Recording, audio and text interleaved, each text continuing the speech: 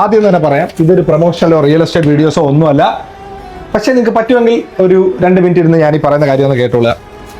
നിങ്ങൾ ആരും ഞാൻ വഴി ടോക്കൺ തരുകയോ അല്ലെങ്കിൽ ഇവിടെ പ്രൊജക്റ്റിൽ ഇൻവെസ്റ്റ് ചെയ്യുകയോ ഒന്നും വേണ്ട. ഞാനിപ്പോൾ ഈ പറയുന്ന കാര്യം കേട്ടിട്ട് പക്ഷേ എൻ്റെ ഉള്ളിൽ നിന്ന് എനിക്കിത് പറയാനായിട്ട് തോന്നി.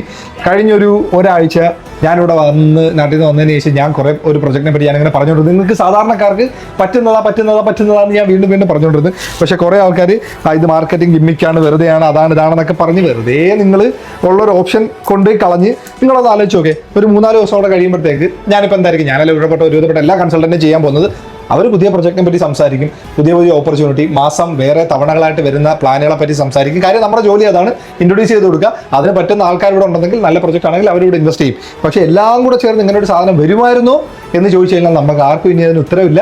അപ്പോൾ ഞാൻ വീണ്ടും പറയാണ്, ഇത് ഞാൻ പ്രൊമോഷൻ ചെയ്ത് നിങ്ങളിപ്പോൾ നാളെ എന്നെ വിളിച്ച് ഇതിനകത്ത് ഇൻവെസ്റ്റ് ചെയ്യാൻ വേണ്ടിയല്ല. അത് കഴിഞ്ഞു.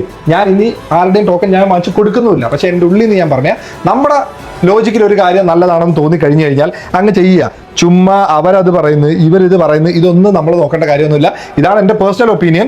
നെക്സ്റ്റ് ടൈം എങ്കിലും നല്ല ഓപ്പർച്യൂണിറ്റീസ് വന്നു കഴിഞ്ഞാൽ ഇവിടുത്തെ റെന്റ് തലവേദന നിങ്ങൾ എങ്ങനെയും ഒന്ന് ഒഴിവാവാനായിട്ട് ശ്രമിക്കുക. ഇതെൻ്റെ പേഴ്സണൽ റിക്വസ്റ്റ് ആണ്. ഞാൻ സ്നേഹം കൊണ്ട് എല്ലാവരുടെ അടുത്തും പറയുകയാണ്. So by.